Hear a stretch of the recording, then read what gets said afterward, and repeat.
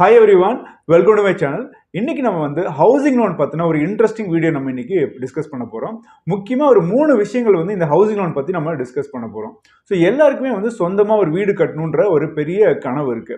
இது வந்து middle class family, upper middle class family, இல்ல ரிச்சான பீப்புள் கூட பழைய ஸ்டைல்ல வீடு இருந்ததுன்னா இன்னைக்கு ஃப்ரெஷ்ஷா புதுசா ஒரு இடம் வாங்கியோ இல்ல இருக்கிற இடத்துல ஒரு சூப்பரான ஒரு வீடு கட்டணுன்ற கனவு இருக்கு. ஆனா அந்த கனவு நிறைவேறணும் அப்படின்னா இன்னைக்கு நிறைய பணம் தேவைப்படும். ஸோ அதுக்கு நம்மகிட்ட பணம் இருந்தால் பிரச்சனை இல்லை. பட் நம்ம வந்து ஹவுசிங் லோன் அப்படின்னு நம்ம போகும்போது நிறைய முக்கியமான விஷயங்கள்லாம் நம்ம பார்க்க வேண்டியது இருக்கு. எஸ்பெஷலி இன்ட்ரெஸ்ட் ரேட் எல்லாம் வந்து பார்த்தீங்கன்னா மோஸ்ட்லி ஃப்ளோட்டிங் ரேட் தான். சில பேங்க்ஸ் வந்து ஃபிக்ஸட் ரேட் கொடுப்பாங்க. அந்த ஃபிக்ஸட் ரேட்ன்றது ஃபார் ஃபிக்ஸட் பீரியட் மட்டும்தான். ஒரு 3 வருஷத்துக்கோ இல்லை 5 வருஷத்துக்கு தான் ஃபிக்ஸடாக இருக்கும். ஃபிக்ஸட் இன்ட்ரெஸ்ட்டாக நீங்கள் போகும்போதே அதனுடைய ரேட் ஆஃப் இன்ட்ரெஸ்ட் கொஞ்சம் ஜாஸ்தி தான் இருக்கும். அதனால எப்பவுமே ஃப்ளோட்டிங் ரேட் போகிறது தான் நமக்கு பெட்டர். ஸோ ஃப்ளோட்டிங் ரேட்டில் போகும் பொழுது நம்ம இன்னைக்கு ஒரு இன்ட்ரெஸ்ட் ரேட்டில் நம்ம ஹவுசிங் லோன் வாங்குறோம் அப்படின்னா வருஷத்துக்கு ஒரு தடவை இல்லை 3 மாதத்துக்கு ஒரு தடவை ரிசர்வ் பேங்க் வந்து அவங்களுடைய இன்ட்ரெஸ்ட் ரேட்டை இன்க்ரீஸ் இல்லை டிக்ரீஸ் பண்ணுவாங்க. அப்படி இன்க்ரீஸ் இல்லை டிக்ரீஸ் பண்ணும்பொழுது நம்மளுடைய லோன் டென்யூர் வந்து மாறிக்கிட்டே இருக்கும். ஒரு எக்ஸாம்பிளுக்கு நீங்கள் 20 வருஷத்துக்கு ஒரு லோன் எடுத்திருக்கீங்க அப்படின்னா பேங்க் வந்து இன்ட்ரெஸ்ட் ரேட்டை வந்து ஜாஸ்திப்படுத்துறாங்க அப்படின்னா நம்மளுடைய இஎம்ஐ வந்து மாறாது. இஎம்ஐ ஃபிக்ஸடாக தான் இருக்கும். ஆனால் என்ன ஆகும்னா அந்த லோன் டென்யூர் வந்து 20 வருஷத்துக்கு போட்டிருந்தது 24 வருஷமா மாறுறதுக்கு வாய்ப்புகள் இருக்கு. இதுவே வந்து இன்ட்ரெஸ்ட் ரேட் கம்மியாச்சு அப்படின்னா பேங்க்ஸ் வந்து நமக்கு கம்மி பண்ண மாட்டாங்க. ஆனால் நம்ம போய் எழுதி கொடுக்கணும். ஸோ அதுதான் டேர்ம்ஸ் அண்ட் கண்டிஷன்ஸ்ல இருக்கு. ஸோ இதெல்லாம் நம்ம வந்து படிக்காமே நம்ம சைன் பண்றதுனால இதெல்லாம் நமக்கு நிறைய பேருக்கு இதெல்லாம் தெரியறது கிடையாது. இதுதான் ப்ரொசீஜர். டேர்ம்ஸ் அண்ட் கண்டிஷன்ஸ்லையும் இதுதான் இருக்கு. ஸோ இதெல்லாம் நம்ம தெரிஞ்சுக்கிறது நல்லது. சும்மா ஃபைட் பண்ணியோ இல்லை நம்ம வந்து குறை சொல்லியோ பிரயோஜனம் கிடையாது. ஸோ இப்போ வந்து கேல்குலேஷன்ஸ்க்கு வரலாம். ஒரு எக்ஸாம்பிளுக்கு நீங்கள் வந்து ஒரு 40 லட்ச ரூபாய்க்கு நீங்கள் ஹவுசிங் லோன் வாங்குறீங்க அப்படின்னா போன வருஷம் வந்து ஒரு 7% இன்ட்ரெஸ்ட் ரேட் இருந்திருக்குன்னு வச்சுக்கோங்களேன். 7% இன்ட்ரெஸ்ட் ரேட் இருந்திருக்கு அப்படின்னா உங்களுக்கு 25 வருஷம் நீங்கள் லோன் டென்யூர் போனீங்க அப்படின்னா அந்த இஎம்ஐ அமௌண்ட் வந்து அப்ராக்சிமேட்டாக ஒரு 28,000 ரூபாய் இருந்திருக்கும். அப்போ டோட்டலாக நீங்கள் எவ்வளோ பே பண்ணுவீங்க 25 வருஷத்துக்குன்னா ஒரு 84 லட்ச ரூபா நீங்கள் வந்து பே பண்ணுவீங்க. ஸோ இதுதான் ரூல்ஸ் அண்ட் ரெகுலேஷன் இருந்திருக்கும். நம்ம நினச்சிட்டு இருக்கோம் அதே அமௌண்ட்டை நம்ம கட்டிகிட்டே இருப்போம். பட் இந்த வருஷம் என்ன ஆயிருக்குன்னு வந்து பார்த்தீங்கன்னா ரிசர்வ் பேங்க் வந்து இன்ட்ரெஸ்ட் ரேட்டை கொஞ்சம் கொஞ்சமாக இன்க்ரீஸ் பண்ணதுனால இன்னைக்கு பேங்க்ஸும் என்ன பண்ணாங்கன்னா நம்ம ஹவுசிங் லோனுடைய இன்ட்ரெஸ்ட் ரேட்டையும் இன்க்ரீஸ் பண்ணியிருப்பாங்க. இப்போ நீங்கள் வந்து வருஷத்துக்கு ஒரு தடவை நீங்கள் என்ன பண்ணணும்னா உங்களுடைய ஸ்கெட்யூல் இருக்கும், அமார்டைசேஷன் ஸ்கெட்யூல் அப்படின்னு இருக்கும். நீங்கள் ஒரு பேங்க் மூலமாக வாங்கியிருந்தீங்க அப்படின்னா உங்கள் பேங்க்குடைய நெட் பேங்கிங் வெப்சைட் பேஜுக்குள்ளே போனீங்க அப்படின்னாலே உங்களுடைய லோன் டீட்டெயில்ஸ் போய் பார்க்கும் பொழுது இன்னும் எவ்வளோ மாதம் இருக்குது அப்படின்னு அதில் வரும். இப்போ நீங்கள் போன வருஷம் லோன் வாங்கியிருக்கீங்க அப்படின்னா 25 வருஷத்துக்கு லோன் வாங்கியிருப்பீங்க. இப்போ 7%லேருந்து 8% உங்களுடைய இன்ட்ரெஸ்ட் ரேட்டை இன்க்ரீஸ் பண்ணியிருந்தாங்க அப்படின்னா 25 வருஷமா இருந்த லோன் வந்து இப்போ பார்த்தீங்கன்னா 36 வருஷமா மாறி இருக்கும். ஸோ உங்களுக்கே ஷாக்கிங்காக இருக்குது, என்னடா 11 வருஷம் நம்ம ஜாஸ்தி கட்டணுமே அப்படின்னு சொல்லிட்டு. டோட்டலாக எவ்வளோ பே பண்ணுவீங்க? முதல்ல 25 வருஷம் கட்டினா போதும்னு நினச்சிங்க.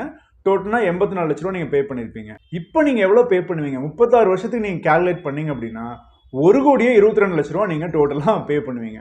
40 லட்ச ரூபா லோனுக்கு நீங்கள் 1,22 லட்ச ரூபா நீங்கள் பே பண்ணுவீங்க. முதல்ல கேல்குலேட் பண்ணும்போது 84 லட்சம் தான் நீங்கள் பே பண்ணியிருப்பீங்க. இது ஜென்ரலாக 25 வருஷம் வாங்கினவங்களுக்கு தான் இவ்வளோ ஜாஸ்தி வரும். இதே வந்து ஒரு 20 வருஷம் டென்யூர் வாங்கியிருந்தீங்கன்னா 24 வருஷமாக மாறி இருக்கும். இதே 15 வருஷம் டென்யூருக்கு அப்ளை பண்ணி லோன் வாங்கியிருந்தீங்கன்னா அது வந்து ஒரு 17 வருஷமாக தான் மாறி இருக்கும். ஸோ லாங்கர் டென்யூர் எடுக்கும் பொழுது என்ன ஆகும்னா அந்த ஃபியூச்சர் டென்யூரும் ரொம்ப ரொம்ப ஜாஸ்தி ஆயிரும். ஸோ இதுக்கு என்ன பண்ணலாம் அப்படின்னு வந்து பார்த்தீங்கன்னா இப்போ 40 லட்ச ரூபாய்க்கு நீங்கள் லோன் வாங்கியிருந்தீங்க. 25 வருஷமா இருந்த லோன் வந்து டென்யூர் வந்து 36 வருஷமா மாறி இருக்கும். ஏன்னா இன்ட்ரெஸ்ட் ரேட்டை அப்போ தான் அவங்க ரெக்கவர் பண்ண முடியும் பேங்க். ஸோ இதுக்கு என்ன சொல்யூஷன் இருக்குது அப்படின்னா நீங்கள் திரும்ப பேங்க்ல போய் நீங்கள் அப்ரோச் பண்ணி என்ன பண்ணணும் அப்படின்னா என்னுடைய லோன் டென்யூரை வந்து இன்க்ரீஸ் பண்ண வேண்டாம், சேம் 25 வருஷத்துக்குள்ளேயே வச்சுக்கோங்க நீங்கள் ரிக்வஸ்ட் பண்ணி எழுதி கொடுக்கணும். அப்படி எழுதி கொடுத்தீங்கன்னா என்ன ஆகும்னா இஎம்ஐ அமௌண்ட் வந்து ஜாஸ்தி ஆகும். ஸோ எவ்வளோ ஜாஸ்தி ஆகும் அப்படின்னு பார்த்தீங்கன்னா இதே 40 lakhsக்கு நீங்கள் நார்மலாக இப்போ எல்லா மொபைல்ஸ்லையும் வந்து பார்த்தீங்கன்னா உங்களுக்கு ப்ளே ஸ்டோரில் இஎம்ஐ கேல்குலேட்டர் அப்படின்னு இருக்கும். ஸோ அந்த இஎம்ஐ கேல்குலேட்டரை நீங்களே கேல்குலேட் பண்ணலாம். 40 lakhsக்கு 7%க்கு இஎம்ஐ எவ்வளோ வந்தது 25 வருஷத்துக்குன்னு பார்த்தீங்கன்னா 28,000 ரூபா இருக்கும். இப்போ அதே 40 லட்ச ரூபாய்க்கு நீங்கள் வந்து 8% நீங்கள் போட்டிங்க அப்படின்னா சேம் 25 வருஷம் டென்யூருக்கு இஎம்ஐ எவ்வளோ வரும்னா 30,800 ரூபா வரும். அப்போ என்னாச்சு, ஒரு 2,500 ரூபா வந்து இஎம்ஐ அமௌண்ட் வந்து ஜாஸ்தியாக இருக்குது. ஸோ இப்போ எவ்வளோ பே பண்ணுவீங்கன்னு பார்த்தீங்கன்னா டோட்டலாக 25 வருஷத்துக்கு 92 lakhs நீங்கள் பே பண்ணுவீங்க. நீங்கள் இதே மாற்றி வைக்காமல் இருந்தீங்கன்னா 36 வருஷம் கட்ட வேண்டியதாக இருக்கும். கிட்டத்தட்ட 30 லட்ச ரூபா எக்ஸ்ட்ரா நீங்கள் பே பண்ணுற மாதிரி ஆயிருக்கும். அதனால எப்பவுமே இந்த மாதிரி இன்ட்ரெஸ்ட் ரேட்டை பேங்க்ஸ் இன்க்ரீஸ் பண்ணியிருந்தாங்க அப்படின்னா அந்த இஎம்ஐ டென்யூரை அதே டென்யூராக வச்சுட்டு பே பண்ணுற இஎம்ஐ அமௌண்ட்டை இன்க்ரீஸ் பண்ண சொல்லி எழுதி கொடுங்க. ஸோ இப்படி பே பண்ணுறது மூலமாக ஒரு 30 லட்ச ரூபா அமௌண்ட்டை வந்து நீங்கள் சேவ் பண்ண முடியும்.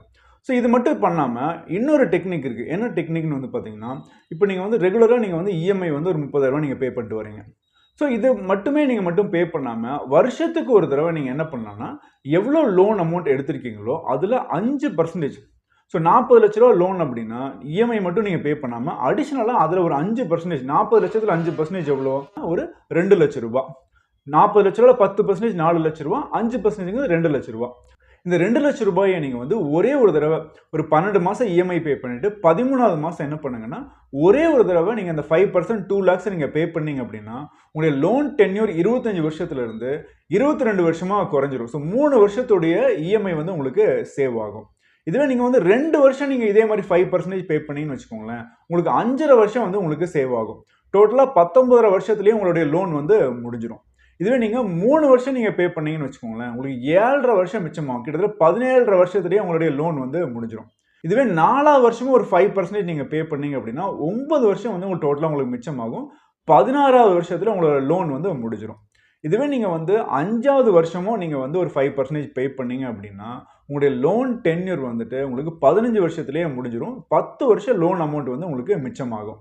இந்த மாதிரி ஃபஸ்ட்டு 5 இயர்ஸுக்கு மட்டும் ஒரு 5% எக்ஸ்ட்ரா நீங்கள் பே பண்ணீங்க அப்படின்னா உங்களுடைய லோன் டென்யூர் வந்து உங்களுக்கு 10 வருஷம் மிச்சமாகும். 15 வருஷத்துலேயே லோன் வந்து சீக்கிரம் உங்களுக்கு முடிஞ்சிடும். இதுவே நீங்கள் 5%க்கு பதிலாக 10% நீங்கள் பே பண்ணுறீங்கன்னு வச்சுக்கோங்களேன், ஒரே ஒரு வருஷம் முடிஞ்ச உடனே ஒரே ஒரு தடவை நீங்கள் வந்து 10% நீங்கள் பே பண்ணீங்கன்னா கிட்டத்தட்ட 5 வருஷம் வந்து உங்களுக்கு மிச்சமாகும். கிட்டத்தட்ட 20 வருஷத்துலேயே உங்கள் லோன் வந்து முடிஞ்சிடும். இதுவே நீங்கள் 2 வருஷம் 10% பே பண்ணீங்கன்னா 9.5 வருஷம் வந்து உங்களுக்கு மிச்சமாகும். கிட்டத்தட்ட 15.5 வருஷத்துலேயே உங்களுக்கு லோன் வந்து முடிஞ்சிடும். இதுவே நீங்கள் வந்து 3 வருஷம் நீங்கள் 10% பே பண்ணீங்கன்னா 12 வருஷம் மிச்சமாகும். 13 வருஷத்தில் லோன் வந்து முடிஞ்சிடும்.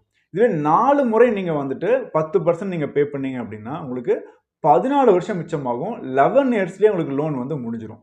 இதுவே 5 முறை 10% நீங்கள் வந்து பே பண்ணீங்க அப்படின்னா உங்களுடைய லோன் அமௌண்ட் வந்து 10 வருஷத்துக்குள்ளாடியே உங்களுக்கு வந்து முடிஞ்சிடும். இந்த மாதிரி ஃபஸ்ட்டு 5 இயர்ஸுக்கு மட்டும் கொஞ்சம் எக்ஸ்ட்ரா எஃபர்ட் போட்டு அதிகமாக சம்பாரிச்சோ இல்லை செலவுகளை கம்மி பண்ணியோ முதல்ல 5 வருஷம் நீங்கள் இப்படி பே பண்ணீங்க அப்படின்னா சீக்கிரமே லோன் அமௌண்ட் நமக்கு முடிஞ்சிடும். நம்ம வந்து மென்டலி நம்ம ரொம்ப ஃப்ரீயாக இருக்கலாம். இன்வெஸ்ட்மெண்ட்டில் நம்ம வந்து ஃபோக்கஸ் பண்ணலாம். பட் இல்லை சார், என்னால் இந்த மாதிரிலாம் என்னால் அடிஷ்னலாக 5% 10% பே பண்ண முடியாது, இஎம்ஐ மட்டும்தான் என்னால் பே பண்ண முடியும் அப்படின்னு நீங்கள் நினைக்கிறீங்கன்னா 3வது டெக்னிக்கும் இருக்குது. 3வது டெக்னிக் தான் வந்து எஸ்ஐபி டெக்னிக். மியூச்சுவல் ஃபண்ட்ஸில் நீங்கள் முதலீடு பண்ணுற ஒரு டெக்னிக். என்ன பண்ணுங்கன்னா, எஸ்ஐபி முறையில் நீங்கள் இன்வெஸ்ட் பண்ணுங்கள். ஜஸ்ட் லோனை மட்டும் பே பண்ணாமல் இன்வெஸ்ட்மெண்ட் பண்ணுங்கள். இப்போ 30,000 ரூபாய் நீங்கள் இஎம்ஐ கட்டுறீங்க அப்படின்னா அடிஷ்னலாக ஒரு 6,000 ரூபாய் நீங்கள் என்ன பண்ணுங்கன்னா எஸ்ஐபியில் மியூச்சுவல் ஃபண்ட்ஸில் ஒரு மிட் கேப் இல்லை ஸ்மால் கேப் ஃபண்ட்ஸில் இன்வெஸ்ட் பண்ணுங்கள். ஏன்னா லாங் டேர்ம் அப்படின்னு போது நல்ல ரிட்டர்ன்ஸ் கிடைக்கணும்னா மிட் கேப் ஸ்மால் கேப்பில் தான் நீங்கள் இன்வெஸ்ட் பண்ணணும். அப்படி இன்வெஸ்ட் பண்ணும்போது நீங்கள் வந்து 25 வருஷத்துக்கு நீங்கள் எவ்வளோ டோட்டலாக பே பண்ணுவீங்கன்னு பார்த்தீங்கன்னா ஒரு 6,000 ரூபாய் எஸ்ஐபி ஸ்டார்ட் பண்ணீங்க அப்படின்னா கிட்டத்தட்ட ஒரு 19 லட்ச ரூபா நீங்கள் வந்து எஸ்ஐபியில் பே பண்ணுவீங்க. ஸோ திரும்ப உங்களுக்கு எவ்வளோ கிடைக்கும்னு வந்து பார்த்தீங்கன்னா கிட்டத்தட்ட 1,14 லட்ச ரூபா உங்களுக்கு பக்கம் திரும்ப கிடைக்கும். ஸோ டோட்டலாக நீங்கள் வந்து ஹவுசிங் லோனுக்கு நீங்கள் வந்து ஒரு 92 லட்ச ரூபா பே பண்ணுறீங்க. அடிஷனலாக ஒரு 19 லட்ச ரூபா வந்து நீங்கள் எஸ்ஐபிக்கு பே பண்ணுறீங்க. இந்த 2 அமௌண்ட்டும் உங்களுக்கு 1,12 லட்சமாக திரும்ப உங்களுக்கு கிடைக்கும்.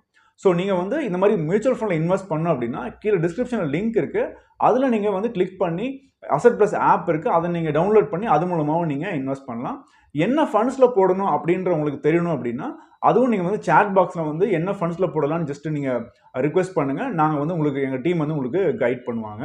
இது இல்லை என்னுடைய ஃபினான்ஷியல் கோல்ஸுக்கு வந்து எனக்கு வந்து மற்ற ஃபினான்ஷியல் கோல்ஸ் இருக்குது, அதுக்கு எனக்கு சப்போர்ட் பண்ண முடியுமா, எந்த ஃபண்ட்ஸில் போட்டால் பெட்டராக இருக்கணும் அப்படின்னு தெரியணும் அப்படின்னா கீழே வாட்ஸ்அப் நம்பர் இருக்குது, அது காண்டாக்ட் பண்ணுங்கள். எங்கள் டீம் வந்து உங்களுக்கு கைட் பண்ணுவாங்க. இந்த வீடியோ யூஸ்ஃபுல்லாக இருந்திருக்குன்னு நினைக்கிறேன். இந்த வீடியோ யூஸ்ஃபுல்லாக இருந்தது அப்படின்னா நிறைய பேருக்கு ஷேர் பண்ணுங்கள், லைக் பண்ணுங்கள். எங்கள் சேனலுக்கு சப்ஸ்கிரைப் பண்ணாதவங்க சப்ஸ்கிரைப் பண்ணுங்கள். கீழே இருக்கிற பெல் ஐக்கனையும் ஆல் பட்டனையும் கிளிக் பண்ணுங்கள். அப்போ தான் நாங்கள் எப்போ வீடியோ அப்லோட் பண்ணாலும் உங்களுக்கு நோட்டிஃபிகேஷன்ஸ் வரும். எந்த வீடியோ நீங்கள் மிஸ் பண்ணாமல் பார்க்கலாம். தேங்க்யூ.